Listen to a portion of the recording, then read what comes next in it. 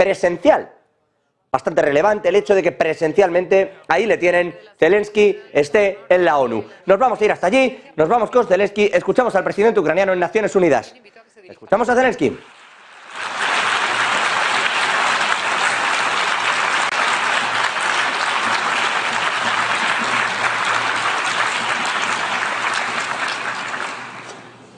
Thank you very much. Muchísimas gracias. Gracias a todos los que defienden nuestro esfuerzo común y les propongo que si estamos unidos garantizaremos una paz justa para todos, para todas las naciones. La unidad puede evitar las guerras. Damas y caballeros, señor secretario general, señor presidente, estimados líderes y homólogos, ha habido muchas y muchas guerras, algunas libradas contra agresores. En muchos casos, la guerra final del año más sonoro será aquella en la que no nos volvamos a reunir de nuevo en la Asamblea General. Esa guerra se vio como una guerra mundial, en una carrera de estados hacia una guerra nuclear. Otras guerras dan menos miedo comparadas con aquellas entre las grandes potencias disparándose sus arsenales nucleares. El siglo XX enseñó al mundo que tenía que contenerse en el uso de las armas nucleares, no desplegar, no proliferar estos arsenales, no amenazar con y no usar, sino promover un desarme nuclear completo. Les puedo decir que esta es una buena estrategia, francamente, pero no puede ser la única estrategia para proteger al mundo de la guerra final, de la gran guerra. Ucrania cedió se deshizo de su arsenal nuclear. Y precisamente fue Rusia quien mantuvo su arsenal ya en los años 90. Fue Rusia quien ahora decide que los terroristas no tienen derecho ninguno de albergar armas nucleares. Las armas nucleares son las armas más atemorizantes. Vemos cómo las armas de destrucción masiva están ganando impulso. Los agresores están amenazando con otras muchas cosas. Y no solo con usarlas contra nuestro país, sino usarlas contra todos sus países también. Estimados homólogos, hay numerosas convenciones que limitan el uso de las armas, pero no hay ninguna restricción sobre el armamento y sobre el incremento del armamento de los arsenales. Les doy un ejemplo. Desde el inicio de la guerra, el arma se ha convertido en un alimento. Los puertos ucranianos están bloqueados por Rusia.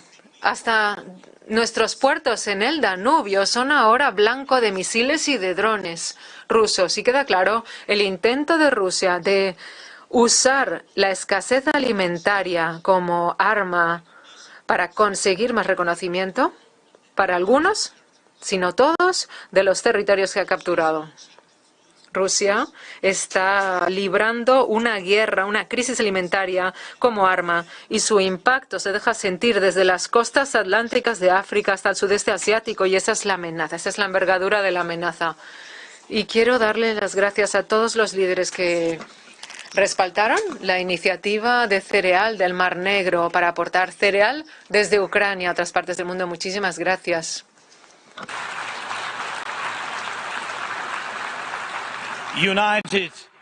Vamos otra vez con Zelensky. Como recopilación, ahora le da las gracias, dice, a quienes aportaron para que saliera en ese acuerdo del grano, que finalmente no se produjo porque Rusia lo tumbó, dijo que no le salía cuenta porque Occidente no cumplía su parte. Agradece a los países aliados que intentaran cumplir la suya. La realidad es que tiene otro problema con el cereal que no pasa por el Mar Negro, que pasa por sus países limítrofes, como yo les venía contando. Dice también Zelensky que el acuerdo de no proliferación de armas nucleares es un paso, pero no el suficiente, que hay que buscar una especie de de desarme general y colectivo. Bueno, hay que empezar por muchos sitios también, además de por Rusia, efectivamente, y dice Zelensky, y aquí, ojo, que está jugando con esa crisis alimentaria y con el cierre del grano en ciertos puntos para provocar a las poblaciones ocupadas de Ucrania a que tengan una mayor reacción y una mayor querencia por el lado ruso, porque sí cuentan con ese grano que les quitan a Ucrania y al lado de Volodymyr Zelensky. Volvemos hasta allí, seguimos escuchando al presidente de Ucrania. Pero parece que están jugando por sus propias normas. Pero en realidad, lo que están haciendo es preparar el camino al actor ruso. En segundo lugar, el uso de la energía como arma. En demasiadas ocasiones, el mundo ha visto como Rusia usa la energía como arma. El Kremlin ya usó el gas y el petróleo para fustigar a otros países. Y ahora la amenaza es incluso mayor. Rusia aprovecha la energía nuclear, blandiéndola como arma. No solo está propagando la construcción de plantas y de centrales nucleares, sino que además está convirtiendo las centrales nucleares de otros países en auténticas bombas. Como están intentando hacer con nuestra central nuclear de Zaporilla, cercarla, ocuparla y ahora causando filtraciones. Precisamente vamos a reducir ahora las armas nucleares cuando Rusia está incrementando las suyas. Es una pregunta que da miedo.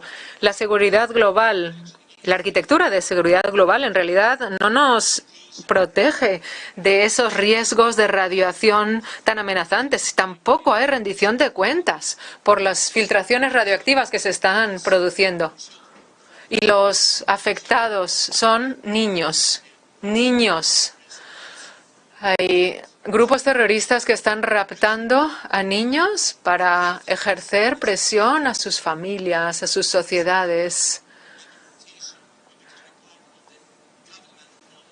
¿Quién iba a pensar que la política de rapto de niños y raptos masivos se iba a convertir en una política estatal? Sabemos de que esto le ha ocurrido a decenas de miles de niños y tenemos pruebas de miles de otros niños raptados por Rusia de los territorios ocupados de Ucrania y después deportados. La Corte Penal Internacional emitió una orden de detención contra Putin por estos crímenes. Estamos intentando que los niños vuelvan a sus hogares, pero el tiempo pasa. El tiempo pasa. ¿Y qué va a ocurrir con ellos? ¿Qué va a ocurrir con estos niños? Estos niños en Rusia están siendo adoctrinados para odiar a Ucrania, para romper los lazos con sus familias. Un auténtico genocidio, señoras y señores. Cuando se esgrime el odio contra una nación, nunca dejan de enaltecerlo. Cada década que pasa, cada década Rusia empieza a librar una guerra nueva. Partes de Moldavia y Georgia siguen ocupadas. Convirtió a Siria en un... Va metiendo países también de alrededor. Es verdad que Georgia ha reconocido que ha hecho ciertas cuestiones que debiera haber hecho todavía más cerca del lado europeo. Lo ha hecho incluso Kazajstán. Moldavia ha hablado de injerencia, de propaganda rusa dentro de sus fronteras. Está acusando ahora de esos movimientos, dice, de los niños en los territorios conquistados que están saliendo hacia Rusia. Ya saben que es parte de ese genocidio que denuncia Ucrania. Tiene también la otra contraparte, que es que Rusia a su vez dice que estaba impidiendo un genocidio. Se lo ha dicho a la Corte Penal Internacional esta misma semana, que estaba impidiendo en Ucrania esto y que de ahí esta invasión, ¿no? Que no le llaman invasión desde Rusia, sino que le llaman operación especial. ¿Por qué? Bueno, pues porque dice Rusia que estaban evitando ese genocidio. Al respecto, por cierto, la propia Ucrania ha dicho hoy que si lo tienen tan claro, admitan la jurisdicción de la Corte Penal Internacional y no solo presenten esas alegaciones, sino que vayan a defenderlas. Lo cual, bueno, daría pie a otra suerte de cuestiones. Juegos peligrosos, juegos que van más allá de la mera diplomacia. Volodymyr Zelensky, presente en la Asamblea General de Naciones Unidas. Decía yo, es histórico, hombre, es histórico.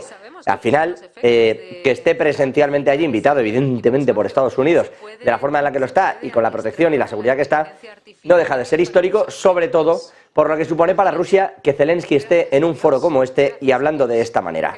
Volvemos hasta allí. Hemos aprendido a usar el clima como herramienta, como arma. La humanidad está fracasando en sus objetivos climáticos, pero eso quiere decir que los acontecimientos climáticos extremos van a seguir poniendo patas arriba nuestras vidas y algunos estados malévolos van a aprovechar también sus resultados, los resultados del cambio climático como armas. Incluso personas aquí en las calles de Nueva York y de otras ciudades del mundo salen a protestar y a manifestarse por el cambio climático. Los hemos visto. Pero cuando hay gente en Marruecos y en Libia y en otros países que mueren como resultado de catástrofes naturales, cuando hay islas y países que están desapareciendo por el nivel del agua y otros se convierten en desiertos que están alcanzando ahora territorios a los que antes nunca habían llegado. Y todo ello está ocurriendo ahora. Y una catástrofe natural en Moscú decidió lanzar una nueva guerra y matar a decenas de miles de personas. Debemos pararlo. Debemos actuar unidos para acabar con el agresor y para concentrar todas nuestras capacidades, concentrar todas nuestras energías en abordar estos retos que acabo de mencionar. Porque las armas nucleares están restringidas. Al agresor también hay que restringirlo y a todas sus herramientas y estrategias bélicas, porque a partir de ahora cualquier guerra podría ser la última, pero hace falta que estemos unidos para garantizar que la agresión no vuelva a ocurrir. Y no se trata ahora de una rivalidad entre las grandes potencias a puerta cerrada que nos puedan garantizar que no vuelvan a producirse guerras. No, tenemos que ser todos unidos, todas las naciones que obran por la paz. El año pasado les presenté un esbozo de la fórmula de paz ucraniana ante la Asamblea General. Más tarde, en Indonesia, presenté la fórmula completa. Y durante todo este año, esa fórmula para la paz se ha convertido en una base para actualizar la arquitectura de paz. Y ahora podemos intentar resucitar de nuevo la Carta y garantizar los plenos poderes del mundo del orden basado en normas. Y mañana presentaré los detalles concretos en la reunión especial del Consejo de Seguridad. El tema será que no todo gira en torno a Ucrania. Más de 140 países y organizaciones internacionales han respaldado la fórmula de paz ucraniana, parcial o totalmente. La fórmula de paz ucraniana se ha convertido en una solución global con pasos y etapas que pretenden acabar con todos los tipos de armas que usa Rusia contra nuestro país y contra otros. Por primera vez en la historia contemporánea tenemos por fin la ocasión de acabar con una guerra según las condiciones de la nación atacada, de la nación agredida. Precisamente, es una oportunidad para que ustedes, si en algún momento se ven agredidos, que Dios no lo quiera, pero si en algún momento se ven obligados a someterse a la presión política y militar, si en algún momento ello les ocurre, espero que esta fórmula les sirva para restaurar su territorio. Nos reuniremos con representantes diplomáticos y asesores nacionales de seguridad. Vamos a hablar, como ya hemos hecho anteriormente, en Hiroshima, en Copenhague y en Jeddah, acerca de cómo poner en práctica la fórmula. Volodymyr Zelensky, hablando de la fórmula de paz ucraniana, dice que ya tuvo buena acogida en su momento el año pasado cuando la presentó, recuerden entonces, de manera virtual y dicen desde un búnker. En el día de hoy, presente allí, mañana irá al Consejo de Seguridad, dice, a exponer por completo ese plan de paz rehecho respecto a la situación actual que vivimos allí. En su momento recuerden que la fórmula de paz pasaba también por el abandono por completo de los territorios ocupados por parte de Rusia, algo a lo que Rusia se negaba. Y habla Zelensky, ojo, de que parcial o totalmente tiene el apoyo de 140 países. Dice que en este sentido está dispuesto a redactar una carta que garantice que en el futuro no se utilizarán determinadas armas que está utilizando Rusia. Vamos por partes. Esto influye y mucho, entre otras muchas cosas, a los aliados fundamentales de Zelensky también. Y lo hemos venido comentando aquí, Europa incluso se colocó de perfil con el uso de bombas de racimo que le enviaba a Estados Unidos a Ucrania. Y está pasando también. Está pasando todo. todo a la vez. Y esa carta habría que ver hasta qué punto, cuando afecta a unos, no afecta a todo el bando contrario también. Y bueno, mañana, por supuesto, en el Consejo de Seguridad veremos esa lista de 140 países, veremos también qué dice y cómo expone ese plan de paz de Ucrania. Volodymyr Zelensky recibiendo el aplauso de la Asamblea General de Naciones Unidas ahora.